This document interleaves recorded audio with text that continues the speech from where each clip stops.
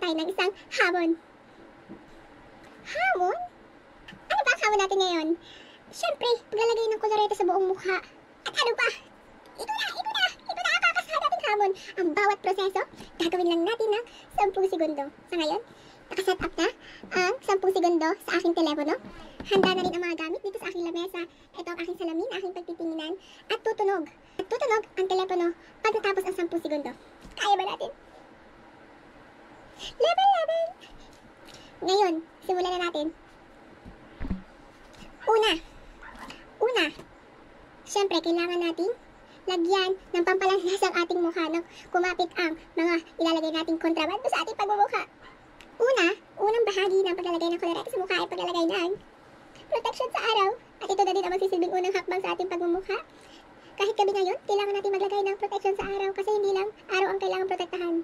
Hindi sarili mo, sa walang tao. Biro lang. Ngayon, sisimulan na natin. Maglalagay lang ako ng tamang dami sa aking kamay na ilalagay sa mukha bago natin simulan ang oras. Ayan, ganyan lamang kadami aking ilalagay. Sakto na yan sa aking pagmumukha. Ngayon, start. Wala na. Taganag. Hindi natin ang mga lieg-lieg kasi hindi na mukha. Ayun na. Talaga labag. Ang susunod ay ang pangmalakasang paunang proseso. Kahit ito'y padalawa na. Pauna, bago ang pundasyon. Ito ay para kumapit at magtagal ang mga kolorete sa mukha, lalo na makikipagpuksaan tayo ngayong gabi. Hindi iyon. Maglalagay ulit ako ng tamang dami sa aking kamay na ilalagay sa aking mukha. Sakto na iyan sa aking mukha at sa mga butas-butas sa mukha para hindi bako-bako ang kolorete sa mukha natin. Sisimulan na natin.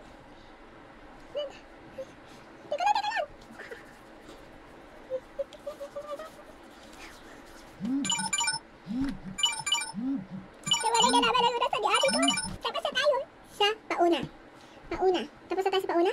Ngayon, susunod na natin ang paglalagay ng pundasyon. Ang gagamitin ko ay itis. Ito na ang aking ginagamit araw-araw dahil maganda ang paglapat nito sa aking mukha. At kahit ako ay madami mga tigiyawat o bakas ng nakaraan, kaya na itong takloban. Ayan. Naglagay lang ulit ako ng saktong dami para sa aking mukha at dito ako kinakabahan. Tama ba yun? Sisimulan na natin. Kinakabahan, pero lalaban.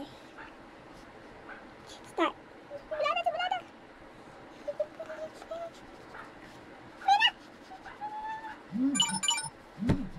Tama ba yun?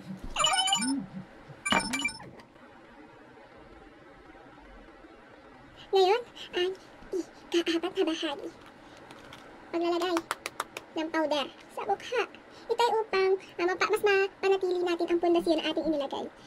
Gagamit tayo ng panglapat, malamang. Sisimulan na natin.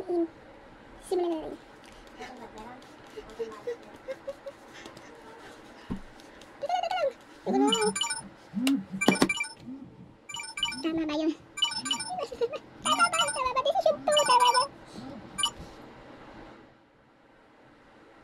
Sorry. Tayo ay magpapatuloy kahit nagmumukha na tayong espasol at nagmumukha na tayong tsaka dito. Sa sunod na bahagi, maglalagay na tayo ng aking favorita. Dito ako. Lalong kinakabahan kasi itong aking pangmalakas ang panglaban, pangpuksaan talaga ng mga Latina itis. Maglalagay tayo ng pampapula ng ating mga pisngi. Ito talaga aking paborito. Hindi pwedeng mawawala ito sa aking kolorete sa mukha. Tama ba yun? Tama. Bubuksan ko na at mahirap buksan. Maglalagay na tayo. Teka lang.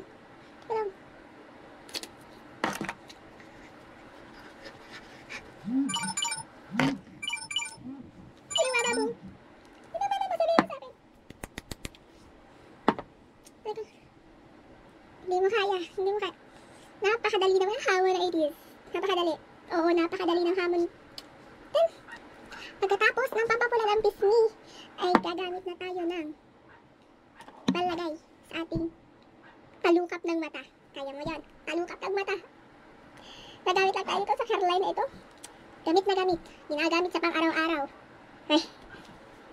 Nagalagay lang tayo itong kulay na ito at ito dahil ito ay para mukhang natural lamang. Kasi tayo ay isang natural na babaita. Magsisimula na tayo.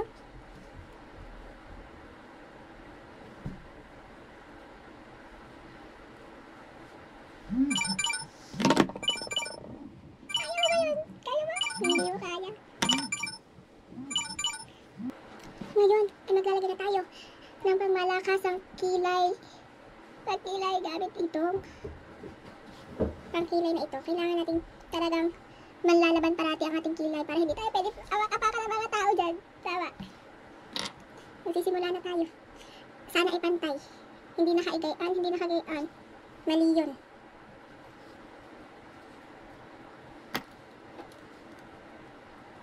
Hindi ko kaya, hindi ko kaya.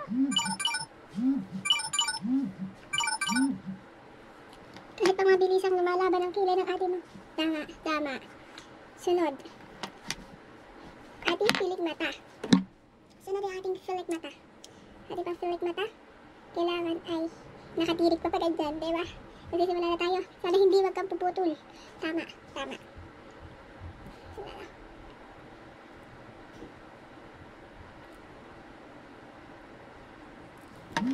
Hindi pa tayo nakakapaglagay na tapos na agad. Grabe namang bilis. Pero, maganda ba? Tumaas ba? Sunod.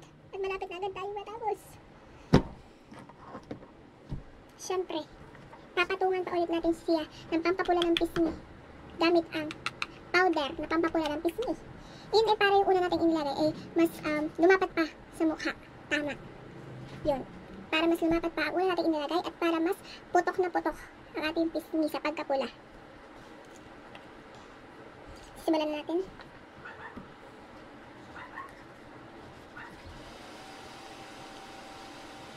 Sobrang pula! Tama ba itong nagagawa ko sa buhay na to? Tama ba? Sino ka dyan? Sino ka dyan? Sobrang puti ng pagmumukha. Sobrang pula ng pisngi. Ayan. Para mabuhay na ang ating paghihitsura, gagamit na tayo ng pampapula ng labi. Dalawang produkto ang gagamitin ko. Isa itong kulay rosas at isang kulay pula. Magsisimula na tayo. Isa, dalawa, tatlo.